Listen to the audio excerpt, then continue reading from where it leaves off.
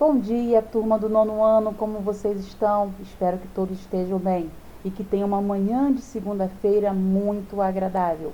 Vamos lá para mais uma apresentação da aula de ciências, turma 902, segunda-feira, dia 23 de novembro, professora Estela com vocês.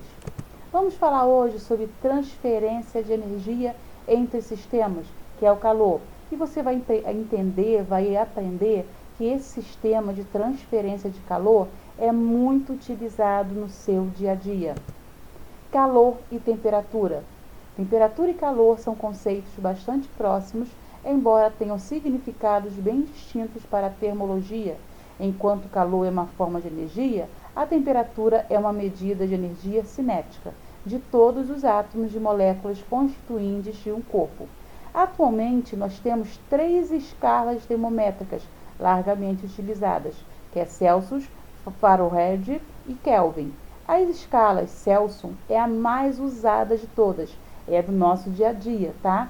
Praticamente de todos os países do mundo. A escala Fahrenheit é utilizada nos Estados Unidos da América e em outros pequenos países. Já a escala Kelvin é vista no meio acadêmico em publicações científicas, uma vez que Kelvin, K, é a unidade de medida de temperatura adotada pelo Sistema Internacional de Unidade. Aí nós temos um termômetro padrão com as 2 escalas, que marcam as 2 escalas.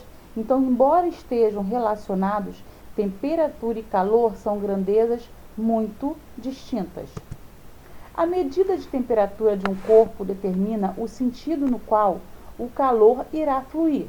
Essa forma de energia térmica deve sempre partir dos corpos da maior temperatura em direção aos corpos de menor temperatura, até que se estabeleça a condição de equilíbrio.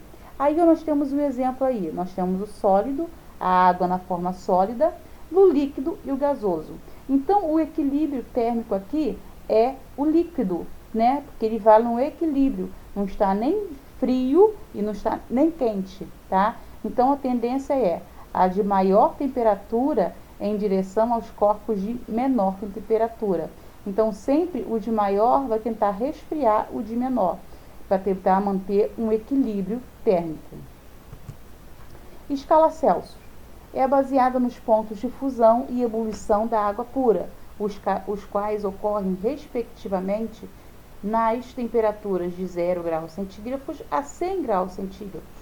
Essa escala foi criada em 1742 pelo astrônomo sueco Anders Celsius e é largamente utilizada até hoje pela maioria dos países do mundo. Como nós falamos anteriormente, é a mais utilizada no nosso dia a dia.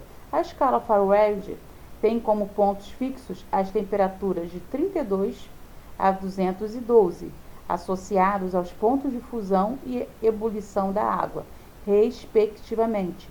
Essa escala foi concebida pelo físico alemão Daniel Gabriel Fahrenheit, que inicialmente baseou-se na temperatura do corpo humano, a qual atribuiu-se a medida de 90 graus. Escala Kelvin. O seu nome foi atribuído em homenagem ao físico britânico William Thomson, conhecido como Lord Kelvin. Assim como a escala Celsius, a escala Kelvin é apresentada sem divisões iguais entre os pontos de fusão e de ebulição da água. A escala Kelvin é absoluta, ou seja, não admite valores negativos de temperatura como fazem as escalas termométricas. A temperatura mais baixa medida na escala Kelvin é conhecida como 0 Kelvin.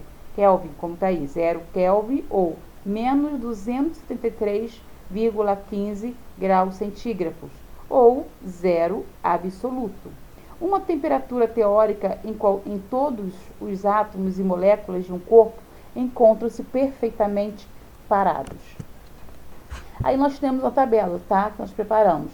Ponto de ebulição da água. Na escala Kelvin é 373. No Celsius é de 100 graus. Na Fahrenheit, 212. E aí, consecutivamente, ponto de fusão da água, 273, 0 graus e 32. E o zero absoluto vai ser o zero menos 273 e menos 459. O que é calor? É a energia que flui a partir dos corpos que se encontrem em temperaturas maiores que as vizinhas. Quando dois ou mais corpos estabelecem contato térmico, o calor sempre fluirá de forma espontânea para os corpos de menor temperatura, até que se atinja a condição de equilíbrio térmico, como dito anteriormente. O calor pode ser transferido entre os corpos por meio de 3 processos distintos. Vamos conferir mais detalhes sobre cada um desses processos? Nesta imagem abaixo, nós temos aqui a transferência de calor, os 3 processos que ocorrem. Primeiro é a convecção, depois vem a condução e, por último, a radiação. Cada um desses nós vamos estudar a partir de agora. Condução térmica. A energia colírica é transmitida por meio de corpos sólidos que aquecem, seja pelo calor do fogo ou pelo contato com outro mais quente. Assim, quando aquecemos um corpo sólido, a energia cinética aumenta e, consequentemente, a agitação das moléculas. Temos aí uma barra de metal e a pessoa segura essa barra. Se ela botar outra extremidade da barra no fogo, essa barra de metal vai se aquecer e a temperatura vai se propagar por todo o metal. É a condução térmica. Então, você pode perceber que o metal ele é um ótimo condutor térmico. Vamos lá. O que provoca a condução térmica? O que ativa? O aquecimento de uma barra de metal, aquecimento de uma colher de metal pousada na panela. Se você colocar uma colher dentro de uma panela e essa panela estiver com fogo aceso, vai esquentar essa colher de metal. Aquecimento do cabo de metal de uma panela. Se você levar a panela de metal ao fogo, a gente usa muito de aço inox nesse caso, o calor vai irradiar para a alça, para o cabo dessa panela. Por isso que geralmente as panelas, as alças são de madeira ou de plástico. Aquecimento de uma xícara de chá ou de café, o calor do chá ou do café vai ser transferido para a xícara. Aquecimento de roupa pelo ferro elétrico. Esses são alguns exemplos de condução térmica. O próximo é convecção térmica. Esse tipo de transmissão de calor ocorre em substâncias que estejam no estado líquido ou gasoso. Criam-se correntes circulares chamadas de corrente de convecção, as quais são determinadas pela diferença de densidade entre o fluido mais quente e o mais frio. Então, aí na imagem abaixo, nós vemos aí, sempre a parte de baixo dessa água, desse líquido ou do material gasoso, vai se aquecer primeiro e vai criar uma corrente, que o mais quente vai subir e o mais frio vai descer. Então, vai fazer uma corrente de convecção, que se chama convecção térmica. Onde pode ser utilizado? De quais maneiras? Vamos ver aqui ao lado. No aquecimento de líquidos de uma panela, na geladeira e congelador, no ar-condicionado, com aquecedores e correntes de ar atmosférico. E agora nós temos a irradiação térmica, por meio de ondas eletromagnéticas ou ondas de calor de um corpo, onde a transferência de energia térmica, energia térmica. Neste caso, as partículas elétricas de um objeto aumentam da mesma forma que sua energia cinética. Temos aí, nós temos uma fogueira. Se a pessoa ficar próxima a essa fogueira, o calor da fogueira vai ser irradiado até a mão da pessoa, tá? São ondas de calor. Quando que isso ocorre? Na energia solar, quando o Sol ele vai irradiar na Terra, ondas de calor. As placas solares, quando nós vamos assar um alimento no forno, o fogo da lareira e a estufa de plantas. Dilatação térmica.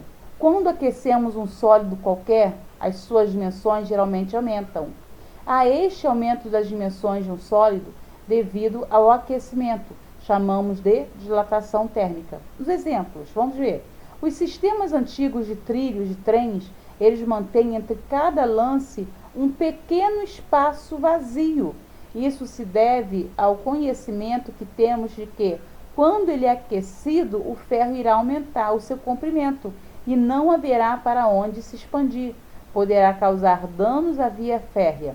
Modernamente, utilizam-se as curvas para dar vazão ao aumento do comprimento dos trilhos, quando da dilatação. Devido ao elevado aquecimento, os trilhos sofreram uma expansão térmica, tomando a forma observada na foto ao lado.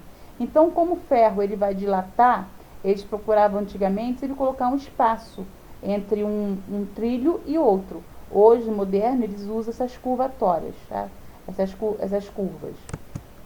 Então, vamos lá, meus queridos. Atividades, rever e aplicar a página 274. Façam, respondam, que em breve retornaremos com as correções. E qualquer dúvida, eu aguardo por vocês na nossa sala de aula do Classroom. Tchau, tchau. Fiquem com Deus. Um beijo.